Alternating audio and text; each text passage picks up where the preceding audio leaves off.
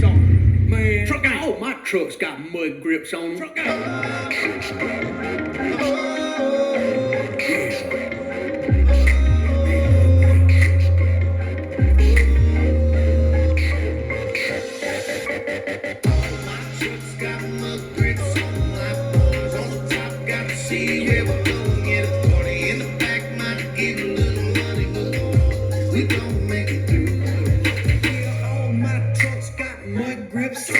the nittos on the 20s, man, they shining and glowing. Hit the gas in the diesel, see the black smoke blowing. Turbo screaming real loud, sound like a rooster crowing. My tires rolling. Oh yeah, you're listening to 96.1 Styling. It is Tailgate Tuesday.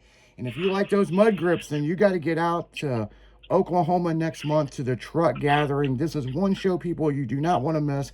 We got Blake kicking it with us in the studio for a little while tonight. And we're talking trucks, man. I mean, you know, what do you think, Blake, the ratio at the last truck gathering of diesel trucks versus gasoline? Oh, man, you're putting me on the spot. Yeah. I've got the footage to back this up. I honestly think, I mean, and Mike, Mark, and Josh might argue this because they probably walked around a couple I didn't see. But off the top of my head, I'd say between 15 and 20% diesel. Yeah. Yeah, I mean, it was getting to a point at diesels, nothing against diesels, right? Diesels are great, you know. But there was a point where it was coming up to about 45% at some of these shows. And, yeah, you know, but then the government got involved and you can't run certain farm fuel and all, you know, and the pricing, you know, so, but we love our diesel pushers out there, you know, roll that coal, you know, do what you do. But the truck gathering, man, there is so much going on. There's a carnival that's right there. You can bring your kids and go to the carnival. That's right. You know? That's right. Yeah. It's a huge parade they have. And they've got Ferris wheels. It's pretty much like a fair. It's like the fair. Right. You can definitely get funnel cake. Yes, yeah, you can for sure. And you can walk, it's so close you can walk back and probably only half that funnel cake will be eaten.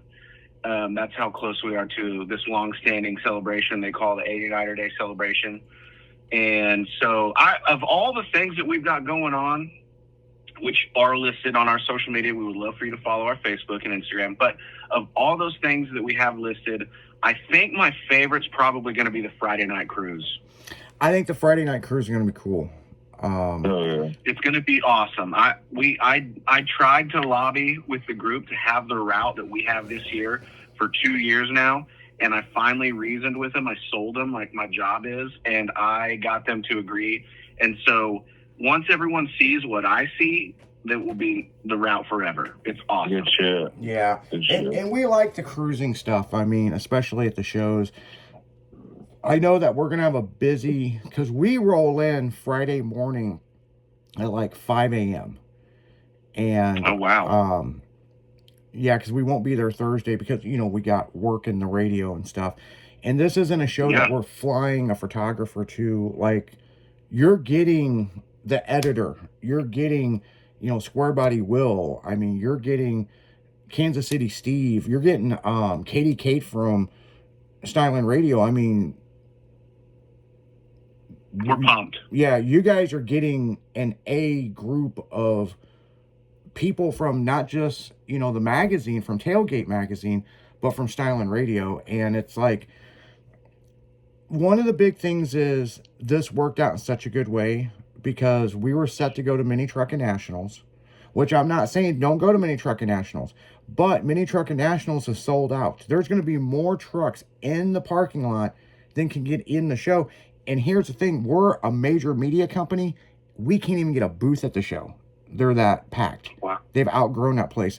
But if you want a good show to go to, come to the truck gathering.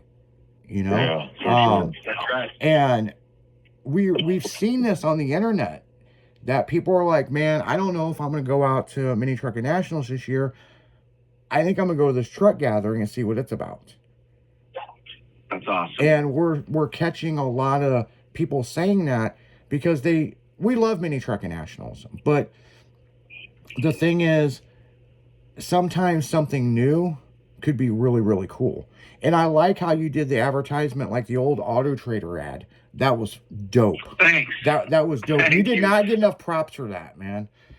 And Thank you. I feel like I'm ahead of the curve on some of these trends, and then 3 years from now we'll see more of that. But I know that sounds super arrogant, egotistical, but I was hoping people would make the connection. And I mean, I'm not even 40 yet, and I know what Auto Trader is, but you know, our demographic, our attendees are older than I am, and no one even commented. You know, it's great. No, man, when you got an eye for something, man, you run with it, and you did a great job, dude. Yeah, and you do all the social media stuff. If you guys message, because you guys have several platforms. You guys have your likes page. They're on all social media, people. Matter of fact, you guys are on TikTok too. We are. He handles the social media stuff. So if you ask a question or something, more likely you're going to get a hold of Blake or one of the, you know, there's several other admin, you know. Yeah. Yeah, we took that EJ that does our social media, took that Auto Trader ad, and she made it into a TikTok reel. Oh, nice. And I was like, that's so awesome. fucking cool, man. I mean, and we like working with all the different shows. There's hundreds of shows. We just got, our photographer just flew back from South Padre from Spring Break Jam, you know, so. Nice. I love South Texas, by the way. Yeah, man. I used to do the announcing at Texas Heatwave, and a lot of the stage show stuff, bikini contest stuff, and all that. And I was set to go down there and do David's show, but with us relaunching the magazine back, and that's been a big question. It's like, how can I get a physical copy? Go to B. Dalton's, go to Walmart, you know, go to AutoZone. You could pick up Tailgate magazine. It will be hitting stores towards the end of this month. If you're in the U.S. prison system, heaven forbid you are, you can get it from commissary. We are in the prison systems. As far as subscription base, I think they're going to unlock that part of the website towards the end of the month. You know, but I do know you can go to Tailgate Mag, and I think you can start buying the hoodies and the shirts and hats and all that stuff, all the swag. And that's the other thing. Your swag for the show, it is limited to what, 300, they said? Yeah, so we're accepting pre-orders right now. We've got a surprise for anyone looking for a 2026 event shirt that's still in the works, and I understand we are just over a month away from our event. But yeah, we're trying to be more pragmatic with our orders. We don't want to end up with a bunch of overhead or leftovers that no one wanted. And here's the brass tacks of it all is, it's Oklahoma. We get, you know, most places get 4 seasons in a year. We get 4 seasons in a day. Yeah. So it could be hot in the morning, it could be cold in the morning, and vice versa in the afternoon, which is a common occurrence here. We're pretty much used to it. So I keep I wear a t-shirt every day, but I have also a Carhartt and or a light jacket in my truck at all times, no matter what time of year it is. Sounds like St. Louis. Yeah. Well, that's the reason why when you guys see me at a show, no matter which custom vehicle I'm driving, there is our car club, Mini Persuasion, there's a hoodie, either I have it on or it's laying on the seat so you can see the logo. Yep. And somebody cruising the red line, a girl asked me, boy, I love that hoodie. And I'm like, you're not getting it, because girls love to steal never hoodies. Give a girl your hoodie. Yeah. You never give a girl your hoodie. But she was wanting that club hoodie, and I told her, I go, in the morning, it's cold, and I've got the hoodie on. Right now, it's the afternoon. It's nice. But as soon as that sun goes down, I'll have that sumbitch on. Yep. And so I lay it on the seat, and people walk by taking pictures of my truck, you know, and you take a picture of the interior, you're going to see the club logo, right? And there's a reason why I've did that over the years, you know. I mean, if you walk to the back of the truck, it's across the back window. But the thing is, I put it on the seat for that reason, but for another reason, so I don't lose it. Right. If not, it'll be up underneath the seat or some shit, man. I'll be like, man, where's my hoodie, man? Fucking up underneath the damn seat or some shit, you know. But you know, there's so many cool things. You guys got a swap meet going on? We do. We've got a swap meet, and I, you know, in a perfect world, we'd love for people to just adhere to the classic truck, 20 years or older. You might get rid of parts if they're for something current, but, keeping in line with the theme, we're trying to do classic truck parts, for the swap meet. We had a pretty good turnout last year. I know I saw a couple of, you're going to see exhaust manifolds, you're going to see steps, you're going to see some dashes. And I'll tell you guys this. If you got clear taillights, bring them to the show. They will sell for any model. Yeah, whether it be, Dodge, first gen, second gen, full nose board, mini trucks. Can we discuss a big topic that seems, I keep running into this on our social, and we can discuss anything you want. I've added forth. Well, what do you think the reason is that most shows are filled with GM? What do you think the reason is? I have this discussion with everyone who will listen. Okay, so with styling, we build custom cars and we sell aftermarket parts, okay? I will tell you, I've been in the aftermarket industry since the 90s, okay? The reason why there's so many GMs is because they're the first and easiest vehicle to lower or raise. Okay? So, I'll give you an example. I'm not a Ford guy, okay? But people have been seeing me buying Fords lately, and they're like, what's going on, Next will be Dodgers. Yeah. But I've always loved the bullnose Broncos, okay? And I've always liked, the short body, the short bed, F-150s, you know what I'm saying? Like the bullnose one. Because it was only out for a certain period of time.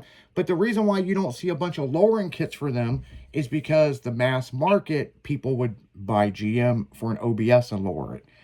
So it's kind of like this. The aftermarket industry kind of really changed, and especially with Beltec and stuff, which they do make a lowering kit for, is when the Chevy Colorado come out, they put it on a 6-lug wheel, which is an interesting offset, and they redesigned the chassis, and it made it harder to lower, which they screwed up because on the S10 chassis from 81 to 82 to 2005 is when they stopped making that chassis. It was really easy to lower that chassis. You got springs, you got blocks, you got leaf springs, you got hangers, you got spindles. Where are you going to find 3-inch drop spindles for a bullnose Bronco? You're not. You're going to find lifted ones because it's where the market goes. That's the reason why you see a lot of people swapping, these Fords are swapping over to Crown Vic chassis because there's parts for Crown Vics, So it's very interesting how the truck market's going. I'll give you an example. There was a truck that come up for sale not too long ago, and me and Will had a big discussion about it.